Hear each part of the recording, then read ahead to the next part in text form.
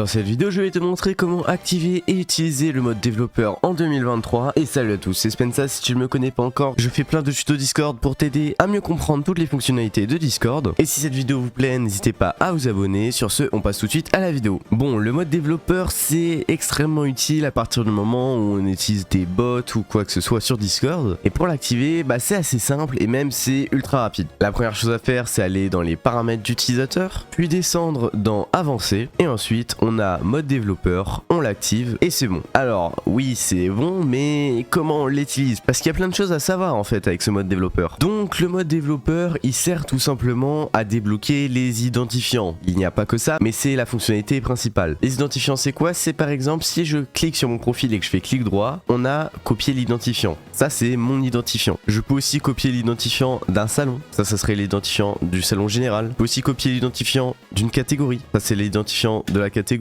Ou même d'un salon vocal. Aussi d'un rôle. Si je commence à aller là, rôle, copier l'identifiant, hop, on a l'identifiant du rôle. Donc justement, ça nous permet de débloquer les identifiants du serveur, catégorie, salon, rôle et membre. Et tout ça, ça peut nous servir à plusieurs choses. Premier exemple, je vais sur mon serveur, je regarde dans les logs et je vois que cette personne a commencé à pub son Twitch. Bon moi je vais avoir envie de la ban parce que c'est pas autorisé sur mon serveur, en plus c'est même pas dans un salon qui aurait pu potentiellement l'autoriser. Donc ça c'est tout simplement une sanction ban perm. Donc je vais faire copier l'identifiant. Bon, la personne est déjà ban mais je vous montre comment j'ai fait pour la ban. Je vais venir dans mes commandes staff et faire /ban. Je vais utiliser Dino et utilisateur. Si on voit pas l'utilisateur parmi tous ces utilisateurs, parce que là on peut voir juste les bots et les membres, juste à copier l'identifiant. Raison pub son Twitch. Et bon, là ça me dit que l'identifiant d'utilisateur est invalide tout simplement parce qu'il est déjà ban, mais sinon ça l'aurait ban. Donc ça c'était la première possibilité pour pouvoir faire des commandes de modération avec des bots.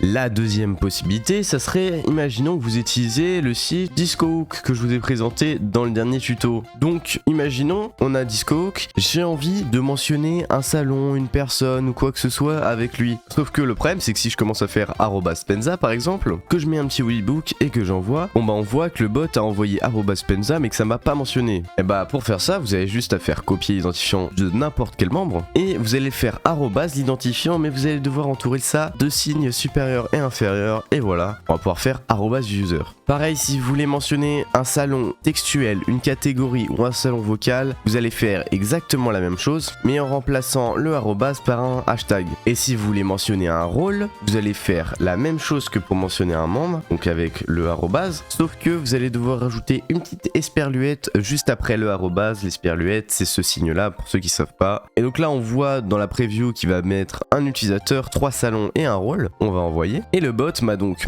a mentionné la catégorie. Bon, la catégorie va être écrit hashtag discussion, mais on voit bien que je lui avais renseigné l'identifiant, donc il me donne juste la catégorie, le salon textuel, le salon vocal, d'ailleurs j'ai pas envie de le join, et le rôle. Enfin voilà, je pense que je vous ai un peu montré tout ce qui était utile à savoir sur le mode développeur. J'espère que ça vous a plu et vous a été utile. Si c'est le cas, n'hésitez pas à vous abonner, à mettre un petit pouce bleu, à activer la cloche pour ne pas louper les prochaines vidéos. Sur ce, c'était Spenza, à la prochaine, ciao.